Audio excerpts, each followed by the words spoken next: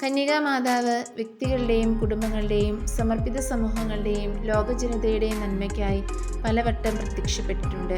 1251 വിശുദ്ധ സൈമൺ സ്റ്റോക്കിന് പ്രത്യക്ഷപ്പെട്ട പരിശുദ്ധിയമ്മ അദ്ദേഹത്തിന് കർമ്മലിത്വ ഉത്തിരീയം സമ്മാനമായി നൽകി.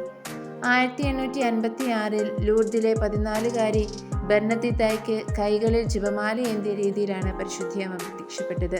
1917 പോർച്ചുഗീസിലെ ഫാത്തിമയിൽ ലൂസിയ, ഫ്രാൻസിസ്കോ, ജസീന്ത എന്നീ 3 കുട്ടികൾക്ക് പരിശുദ്ധി അമ്മ പ്രത്യക്ഷപ്പെട്ടു. ഇവയ്ക്ക് പുറമെ മാതാവ് പല വിശുദ്ധാത്മാക്കൾക്കും സ്വകാര്യ ദർശനങ്ങൾ നൽകി സന്ദേശങ്ങൾ നൽകിയിട്ടുണ്ട്. ക്രിസ്ത്യാനികളുടെ സഹായമായ പരിശുദ്ധി അമ്മേ, വ്യക്തികളുടെയും കുടുംബങ്ങളുടെയും ലോകത്തിൻ്റെയും തന്നെ ആവശ്യങ്ങളിൽ പ്രത്യേകമാംവിധം പ്രത്യക്ഷപ്പെട്ടിട്ടുള്ള അമ്മേ, സുഹൃതസമ്പന്നരായി ജീവിക്കുവാൻ ഇന്ന് ഞങ്ങൾക്ക് വേണ്ടി പ്രാർത്ഥിക്കണമേ എന്ന് നമുക്ക് അപേക്ഷിക്കാം. ജന്മപാപമില്ലാതെ ഉത്ഭവിച്ച പരിശുദ്ധി അമ്മേ, പാപികളുടെ സങ്കേതമേ, ഇതാ നിന്റെ സങ്കേതം ഞങ്ങൾ തേടി വന്നിരിക്കുന്നു. ഞങ്ങളുടെ മേൽ അലിവായിരുന്ന് ഇന്ന് ഞങ്ങൾക്ക് വേണ്ടി തിരുക്കുമാനോട് അപേക്ഷിക്കണമേ. വണക്കത്തിന് ഏറ്റവും യോഗ്യയായ പരിശുദ്ധി അമ്മേ, ഞങ്ങൾക്ക് വേണ്ടി പ്രാർത്ഥിക്കണമേ എന്ന സുഹൃത ജപം ഇന്ന് നമുക്ക് ആവർത്തിക്കാം.